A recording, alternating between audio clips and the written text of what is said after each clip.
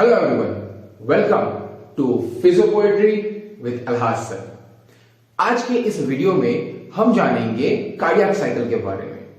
हमारा दिल जो धक धक धक धक करता है ना, तो इस एक धक धक के बीच में हमारे हार्ट में क्या क्या चीजें होती है, ये जान के आप हैरान रह जाएंगे।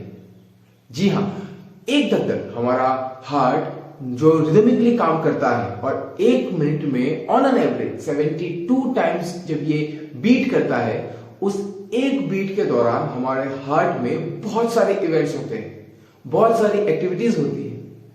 वो सारे इवेंट्स, वो सारी एक्शन के बारे में हम इस वीडियो में देखेंगे। तो इससे पहले कि हम हमारे हार्ट की हर इवेंट के बारे में देखें, पहले हम देखेंगे कि हार्ट में ब्लड का सर्कुलेशन कैसे होता है, किस तरीके से ब्लड हमारे हार्ट के हर चैम्बर्स में आता है और किस तरीके से वो डीऑक्सीजनेटेड होके ऑक्सीजनेटेड में तब्दील होता है और हमारी बॉडी को ऑक्सीजनेटेड ब्लड पंप करता है। हमें पता है कि हमारा हार्ट एक होलो मस्कुलर स्ट्रक्चर है जो 4 चैम्बर्स का बना हुआ है, जिसमें ऊपर 2 एट्रिया और नीचे 2 वेंट्रिकल्स है। राइट साइड का अपर चैम्बर जिसे हम राइट एट्रियम कहते हैं, वैसे ही ऊपर left side left atrium, right ventricle and left ventricle. तो आइए देखते हैं सबसे पहले कि हमारे हार्ट में ब्लड का सर्कुलेशन कैसे होगा। जैसा कि आप देख सकते हैं, these are the 4 chambers of the heart. This is right atrium, left atrium, right ventricle और left ventricle. राइट एट्रियम और राइट वेंट्रिकल के बीच में ट्राइकस्पिड वाल्व होता है और लेफ्ट एट्रियम और लेफ्ट वेंट्रिकल के बीच में बाइकस्पिड या माइट्रल वाल्व होता है। हमारा राइट वेंट्रिकल पल्मोनरी आर्टरी को ब्लड सप्लाई करता है और वहां पे ब्लड पास होता है। यहां पे जो वाल्व है इसे हम पल्मोनरी वाल्व कहेंगे। वैसे ही लेफ्ट वेंट्रिकल यहां पे एओर्टिक वाल्व के थ्रू एओर्टा से जुड़ा होता है। लेफ्ट वेंट्रिकल से जो ब्लड होता है वो एओर्टा के थ्रू पूरी बॉडी में ट्रांसफर होता है। As you can see, blood comes from superior vena cava as well as inferior vena cava to the right atrium. Right atrium दोनों जगह से ब्लड कलेक्ट करता है, सुपीरियर वीना केवा से और इंफीरियर वीना केवा से। राइट एट्रियम में जो ब्लड आता है वो ब्लड आपके राइट वेंट्रिकल्स में जाता है। फिर जब वेंट्रिकल्स कॉन्ट्रैक्ट करते हैं, वेंट्रिकल का जब सिस्टोल होता है, तो वही ब्लड जो डीऑक्सीजनेटेड है, राइट एट्रियम हमारे जो राइट साइड के जो चैम्बर्स है उसमें डीऑक्सीजनेटेड ब्लड आएगा। राइट एट्रियम में डीऑक्सीजनेटेड जो ब्लड आया है वो राइट वेंट्रिकल में जाएगा और राइट वेंट्रिकल से जब वो सिस्टोल करेंगे तो राइट वेंट्रिकल से वो ब्लड जो है वो आपके पल्मोनरी आर्टरीज में जाएगा। Pulmonary arteries are the only arteries in our body कि जो डीऑक्सीजनेटेड ब्लड ले जाते हैं। अगर आपको रीजन पता है तो कमेंट में बिल्कुल बताइएगा कि क्यों पल्मोनरी आर्टरी, इन्हें हम आर्टरी कहते हैं, जो डीऑक्सीजनेटेड ब्लड ले जाती है, क्यों यहां पे वेन नहीं है। जो हमारा ब्लड पल्मोनरी आर्टरी के थ्रू लंग्स में गया वो वहां पे ऑक्सीजनेटेड होता है। वहां से जो भी CO2 है वो गैस एक्सचेंज होगा, CO2 रिलीज होगा, ऑक्सीजन हमें ब्लड में आएगा। वो ऑक्सीजनेटेड ब्लड पल्मोनरी वेन के थ्रू हमारे लेफ्ट एट्रियम में आएगा। लेफ्ट एट्रियम से वो ब्लड जो ऑक्सीजनेटेड है वो आपके माइट्रल वाल्व या बाइकस्पिड वाल्व के थ्रू लेफ्ट वेंट्रिकल्स में आएगा। लेफ्ट वेंट्रिकल्स जब सिस्टोल करेंगे, जब वो कॉन्ट्रैक्ट करेंगे, तो वो ब्लड आपके एओर्टिक वाल्व के थ्रू एओर्टा में जाएगा और एओर्टा से हमारी पूरी बॉडी में ट्रांसफर करेगा। जो हमारे एओर्टिक वाल्व और पल्मोनरी वाल्व, इसे हम सेमील्यूनर वाल्व भी कहते हैं because of the shape they have, like a half moon shape, इसलिए हम उन्हें सेमील्यूनर वाल्व भी कहते हैं।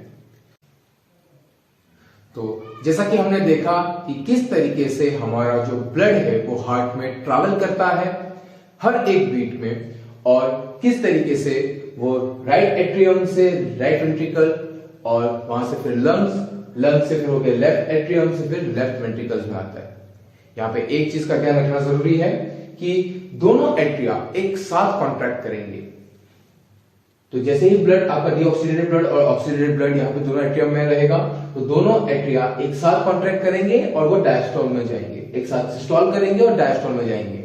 सिस्टोल इज अ फेज जहां पे आपके जो कार्डियक मसल है, एट्रिया और वेंट्रिकल्स, वो कॉन्ट्रैक्ट करते हैं, और डायस्टोल वो पीरियड होता है जहां पे वो रिलैक्स पोजीशन पे है। तो दोनों एट्रिया राइट एंड लेफ्ट एक साथ कॉन्ट्रैक्ट करते हैं और एक साथ डायस्टोल में जाते हैं। सेम वेंट्रिकल्स का भी इस तरह से होता है, राइट एंड लेफ्ट वेंट्रिकल्स भी एक साथ कॉन्ट्रैक्ट करते हैं और एक साथ डायस्टोल में जाते हैं। तो होता क्या है, आपका जो डीऑक्सीजनेटेड ब्लड और ऑक्सीजनेटेड ब्लड एक साथ एट्रिया से वेंट्रिकल्स में आएगा। सेम यहाँ पे राइट और लेफ्ट वेंट्रिकल्स के अंदर जो डीऑक्सीजनेटेड और ऑक्सीजनेटेड ब्लड है वो एक साथ आपके पल्मोनरी आर्टरी और एओर्टा के थ्रू जाएगा। एक के बाद एक इवेंट नहीं होते, वो एक साथ होता है। तो टोटल जो इवेंट है आर्टरिया और वेंट्रिकल्स का वो कुछ इस तरीके से होगा कि आर्टरिया सिस्टोल करेंगे and then they will go to diastole. उस टाइम पे वेंट्रिकल्स सिस्टोल करेंगे तो मूवमेंट कुछ इस तरीके से होगी। नाउ एज वी नो कि हम ऑन एन एवरेज 1 मिनट में हमारा जो हार्ट है it beat for 72 beats per minute. 72 times हमारा हार्ट बीट करता है 1 मिनट में 60 सेकेंड्स के अंदर। तो अगर हम 1 सेकेंड में अगर हम ऑन एन एवरेज टाइम निकालें तो हमारे एक कार्डियक साइकिल के लिए, एक हार्ट की साइकिल कंप्लीट करने के लिए टोटल 0.8 सेकेंड का टाइम लगता है।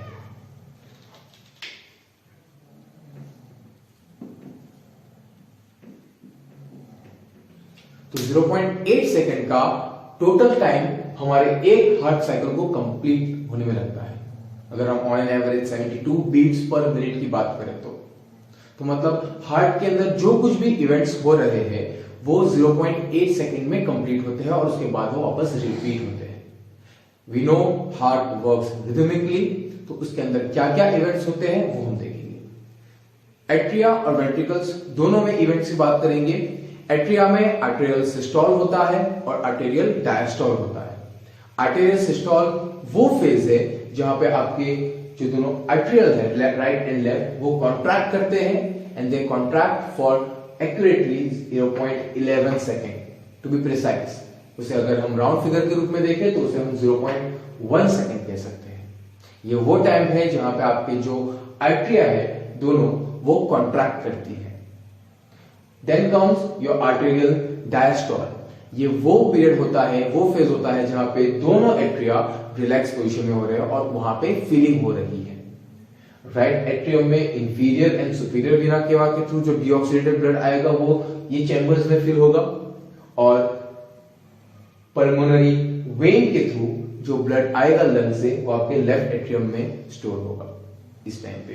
तो आर्टेरियल के अंदर दो इवेंट्स होते हैं, आर्टेरियल सिस्टोल और आर्टेरियल डायस्टोल। आर्टेरियल डायस्टोल जो है टू बी प्रिसाइज 0.69 सेकेंड्स के लिए होता है। अगर हम राउंड फिगर ले लें तो 0.7 सेकेंड का आर्टेरियल में इवेंट होता है। फिर ये रिपीट होता रहेगा। जैसे ही आर्टेरियल सिस्टोल हुआ then comes your arterial diastole, 0.8 second complete हुए वापस से arterial will go into systole and then followed by diastole. तो ये एक साइकिल रिपीट होती रहेगी। वेंट्रिकल्स में क्या होगा, वेंट्रिकल्स का जो सिस्टोल है, वेंट्रिकल जो सिस्टोल है वो 0.27 सेकेंड्स के लिए होता है जहां पे आपके वेंट्रिकल्स जो है वो कॉन्ट्रैक्ट करते हैं। वेंट्रिकल सिस्टोल में कुछ दो इवेंट्स होते हैं। पहला है आइसोमेट्रिक कॉन्ट्रैक्शन। आइसोमेट्रिक कॉन्ट्रैक्शन वो पीरियड होता है जहां पे आइसोमेट्रिकली आपके जो वेंट्रिकल्स के जो मसल्स है वो कॉन्ट्रैक्ट करेंगे। And as per the definition we know very nicely, isometric का मतलब होता है कि टोन जो है वो चेंज होगा, मसल्स की लेंथ वो ही रहेगी। तो जो इस फेज में क्या होगा कि जब हमारे वेंट्रिकल्स जो है जो सारे वाल्व है आपके माइट्रल वाल्व, आपके ट्राइकस्पिड वाल्व और आपके जो सेमिलुनर वाल्व है वो बंद रहेंगे। तो इस टाइम पे क्या होगा कि जो वेंट्रिकल्स के अंदर का जो प्रेशर है वो बढ़ेगा। वेंट्रिकल्स के अंदर का प्रेशर बढ़ेगा तो उसकी वजह से क्या होगा, वो आइसोमेट्रिकली कॉन्ट्रैक्ट करेंगे। लेंथ जो है मसल्स की चेंज नहीं होगी, बट वहां पे टोन इंक्रीज होगा और वहां पे प्रेशर बढ़ेगा। Then comes your ejection period. Ejection period में क्या होता है, it's isometric contraction stands for 0.05 seconds. which is followed by next event of ejection period. Ejection period मतलब वो पीरियड जब आपके वेंट्रिकल्स के अंदर जो ब्लड आया हुआ है वो अब वेंट्रिकल्स जब सिस्टोल करेंगे, कॉन्ट्रैक्ट करेंगे, तो वो जो ब्लड है वो इजेक्ट होके आपकी पल्मोनरी आर्टरी और आपके एओर्टा में जाएगा। इजेक्ट होके दोनों आपके राइट वेंट्रिकल से पल्मोनरी आर्टरी में और लेफ्ट वेंट्रिकल से एओर्टा में वो ब्लड पंप होगा in this ejection period of 0.22 seconds. Ejection period को हम दो हिस्सों में बांट सकते हैं।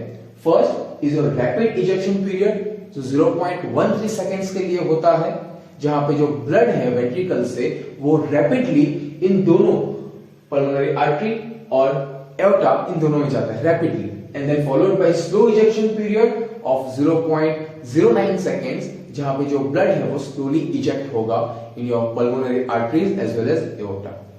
So this is the systolic events which is happening in the ventricles.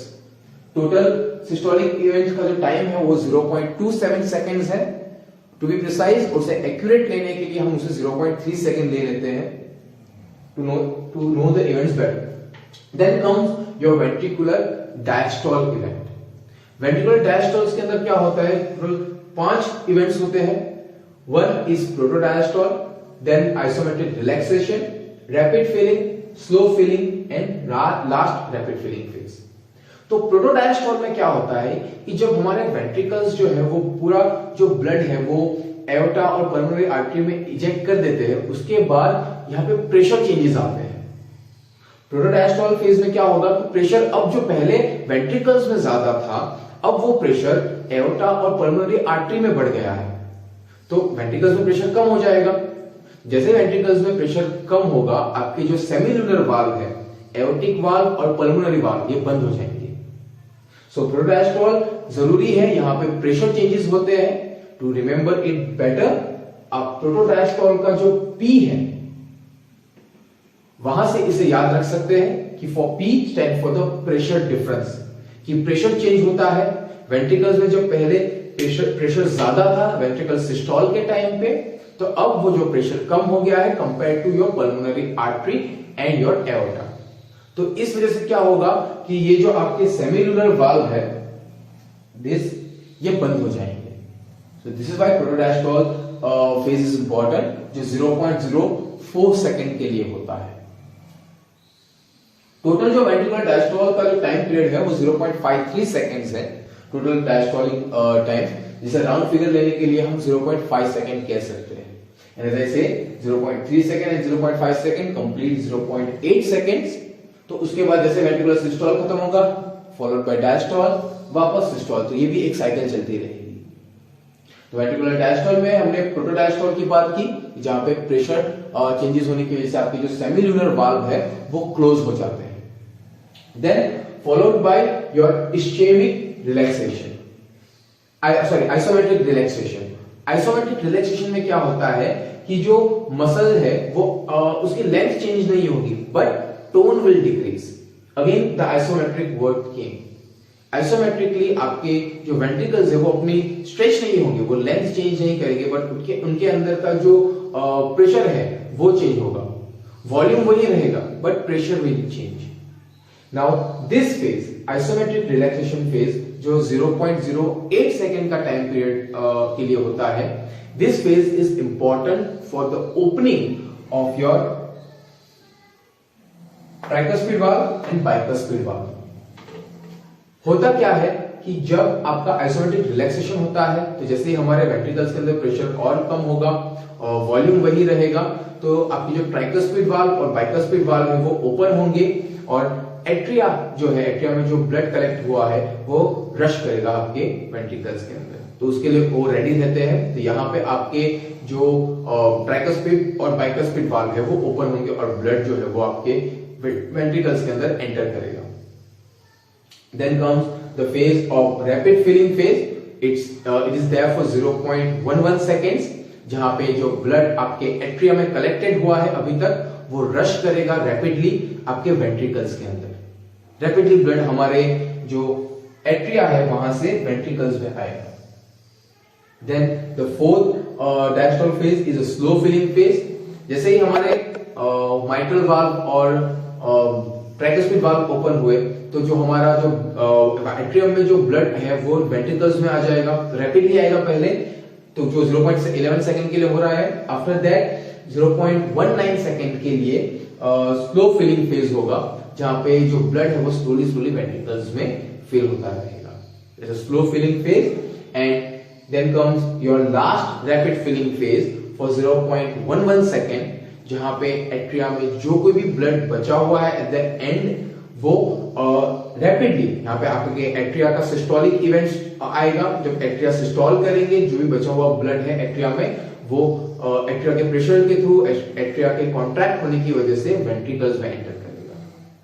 And then after ये इवेंट कंप्लीट होता है, आपके जो वाल्व ओपन हुए थे ट्राइकस्पिड और बाइकस्पिड वाल्व वो क्लोज हो जाएंगे। हमारे हार्ट में हो रही जो कार्डियक इवेंट्स की, जो मस्कुलर इवेंट्स की हमने बात की, उन इवेंट्स को चार्ट फॉर्म में देखेंगे।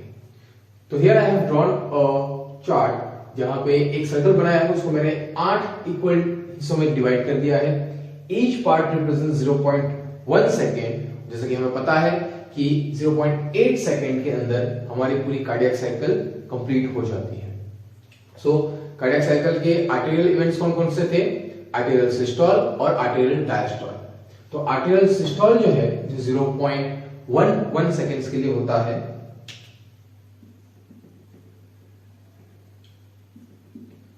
राउंड फिगर ले ले तो 0.1 सेकेंड का हम आर्टेरियल सिस्टोल इवेंट मान सकते हैं, जहां पे आर्टेरियल जो है हमारे वो एट्रियम दोनों वो सिस्टोल करेंगे और ब्लड को वेंट्रिकल्स में पंप करेंगे। अब जैसे ही यहाँ पे वो सिस्टोल करेंगे, तो जो हमारे एवी वाल्व्स है, अब सिस्टोल कर दिया, ब्लड जो है वो वेंट्रिकल्स में चला गया। अब यहाँ पे क्या होगा कि जो हमारे एट्रियोवेंट्रिकुलर वाल्व जो है, बाइकस्पिड एंड ट्राइकस्पिड वाल्व, वो बंद हो जाएंगे। जैसे ही ब्लड जो है एट्रियम से, दोनों एट्रियम से ब्लड जो वेंट्रिकल्स में चला गया during the arterial systole phase, तो जैसे ब्लड सारा अंदर चला गया, ये जो दो वाल्व है ट्राइकस्पिड और बाइकस्पिड वाल्व, ये बंद हो जाएंगे। अब एक बात बताओ, अगर हम कोई दरवाजा खोलते हैं तो कोई आवाज आती है? नहीं। लेकिन अगर हम दरवाजा बंद करेंगे तो आवाज जरूर आएगी। वैसे ही हमारे हार्ट में जो ये आवाज आती है वो वाल्व के बंद होने की आवाज होती है। तो जब भी हमारे जो एट्रियोवेंट्रिकुलर वाल्व है ये जब बंद होंगे, तब हमें पहला साउंड सुनाई देगा, वो वाल्व बंद होने का। तो ये जो धक धक के अंदर आप जो पहला वाला जो धक सुनते हो ना, साइंटिफिकली जिसे हम जो फर्स्ट हार्ट साउंड कहते हैं, ये यहां से आता है, इस वजह से आता है। सो विल गेट, जैसे ही एवी वाल्व क्लोज होंगे, हमें फर्स्ट हार्ट साउंड मिलेगा।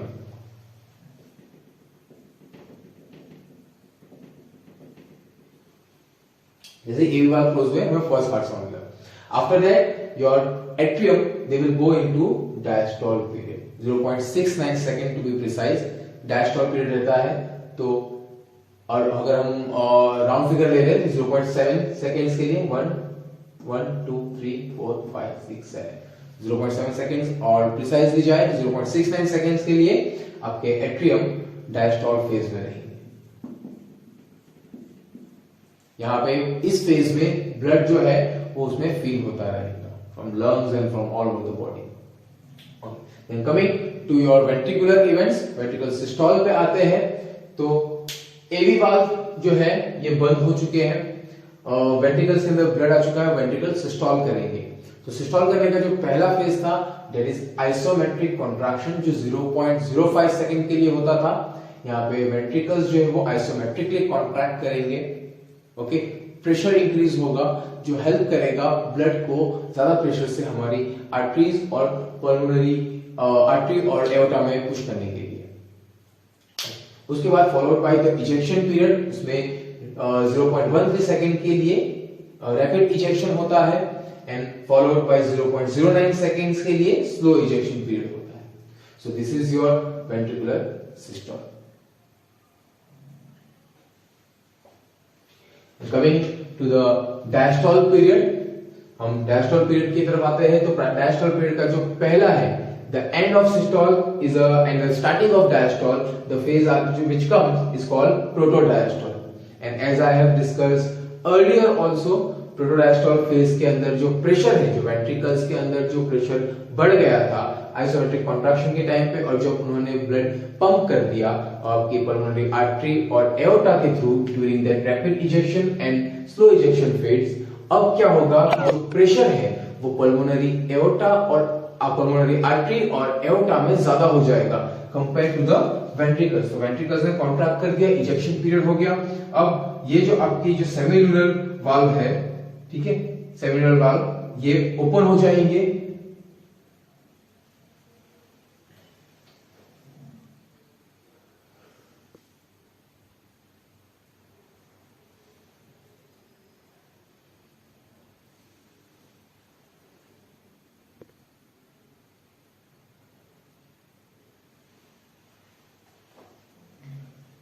बात करते हैं वेंट्रिकुलर इवेंट्स की।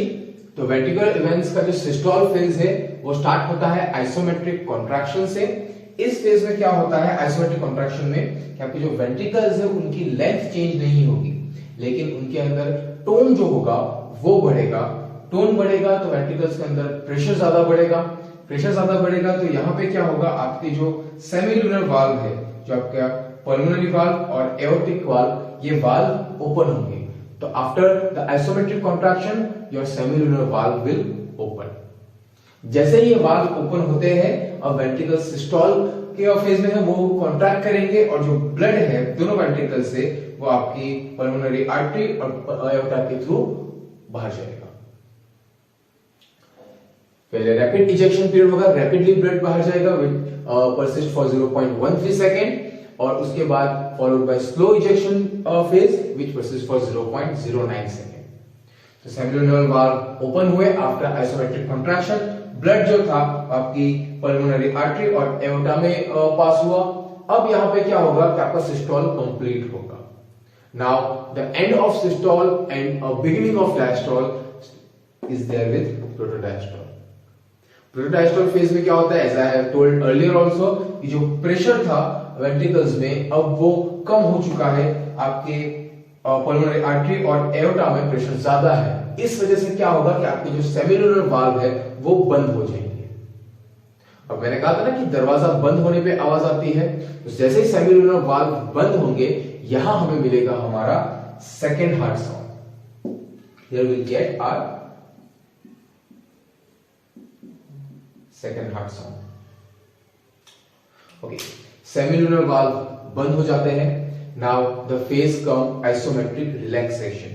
आइसोमेट्रिक रिलैक्सेशन में जैसे कि मैंने कहा कि वेंट्रिकल का जो वॉल्यूम है वो वही रहेगा, लेंथ चेंज नहीं होगी, बट उसका टोन कम होगा। वेंट्रिकल्स का जो वेंट्रिकुलर वॉल्स है उसका टोन कम होगा। वहां पे एक टोन कम होने की वजह से एक नेगेटिव प्रेशर बनेगा।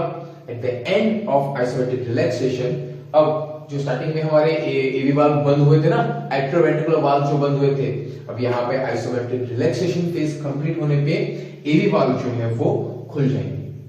जैसे ही एवी वाल्व खुलेंगे वैसे ही जो ब्लड आपके एट्रियम में अभी तक कलेक्ट हो रहा था ड्यूरिंग दिस डायस्टोल पीरियड, वो यहाँ पे जैसे ही एवी वाल्व ओपन होंगे the blood will rush to the ventricles. एकदम से जो ब्लड होगा वो वेंट्रिकल के अंदर रश करेगा। इसे हम रैपिड फिलिंग फेज कहते हैं, which is therefore 0.11 सेकेंड। और ये जो रैपिडली जो ब्लड हमारे दोनों एट्रियम से वेंट्रिकल के अंदर रश करेगा, वहां पे हमें हमारा थर्ड हार्ट साउंड मिलेगा, दैट वॉइस। इसे हमें बहुत ध्यान से सुनना होता है, और third heart sound is normal. अगर सुनाई देता है इट्स नॉर्मल। एक बार हम उसे डायफ्राम के बेल के थ्रू भी सुन सकते हैं। हम ऑस्कल्टेटरी मेथड से थर्ड हार्ट साउंड सुन सकते हैं। Followed by rapid filling phase, that comes your slow filling phase for 0.19 seconds. यहाँ पे जो ब्लड है वो स्लोली आपके वेंट्रिकल्स में फिल होता रहेगा। After slow filling phase comes your last rapid filling phase, जो आपका आखिरी का जो फिलिंग है वेंट्रिकल्स का वो आर्टेरियल सिस्टोल की मदद से होता है।